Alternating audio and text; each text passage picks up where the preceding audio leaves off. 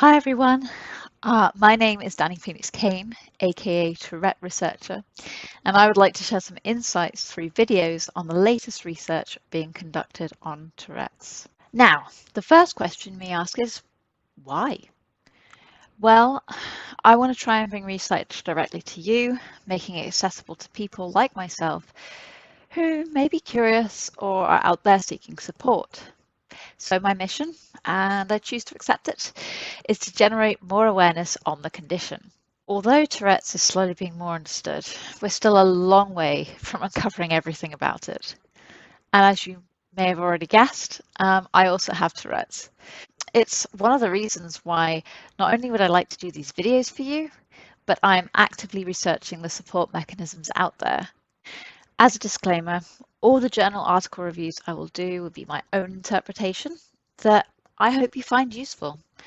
Also, please, if you have any particular topics that you might be interested in, just post your suggestions in the comments below. Let's start with my first ever review, a topic close to my heart and my PhD research: course of tic disorders over the lifespan. So this article is actually a review in itself, looking into the information out there on the course of tic disorders from childhood through to later life. And as someone who has Tourette's in adulthood, I thought it would be a great topic to explore, especially because there's still a lot of unknowns out there on the general progression and the outcome that this condition has. So here are my top 4 takeaways. Number 1. Do tics ever truly go away? So there are a few things that the article highlights. When looking at provisional tic disorder, the best available estimate of permanent remission after tics initially appear was only 32%. What was also interesting was that in their own project, New Tics, all the children that returned for follow-up after 12 months still had tics, but for many, the tics were only noticed when they were being observed alone. And out of that cohort, only 10% of the families in the study were then planning to seek further clinical care. This pattern seems to be similar when looking into the course from adolescence through to adulthood. So tics tend to improve gradually in adolescence, but this can obviously differ from person to person. The adolescent prognosis is sometimes described as a rule of thirds, so i.e. by the age of 20, symptoms disappear in 1/3, improve in another third, and continue in the last third.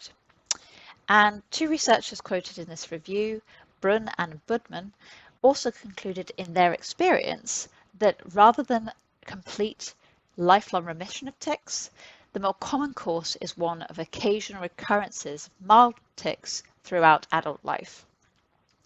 So remissions, periods where tics seem to disappear, can be generally brief, and even those with remission for decades could experience a recurrence of tics. What I have experienced myself is that tics can indeed reoccur to lesser or greater degrees. This may seem scary for parents especially, but I think that overall the prognosis is good.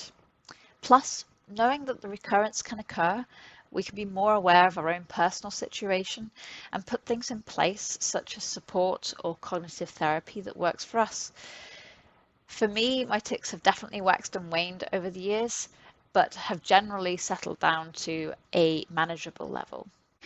Number 2, can adult onset occur? So this one is debated quite a lot, and many studies focus on there being an external cause or trigger, a traumatic event, drug use, or disease-induced, to name a few. Also, the current diagnostic criteria often requires the onset to be before the age of 18 to 21. However, and again, from what we've learned from the first point, tics can be mild. So if someone is presenting with tics in adulthood, they may just not recall having tics prior to this age.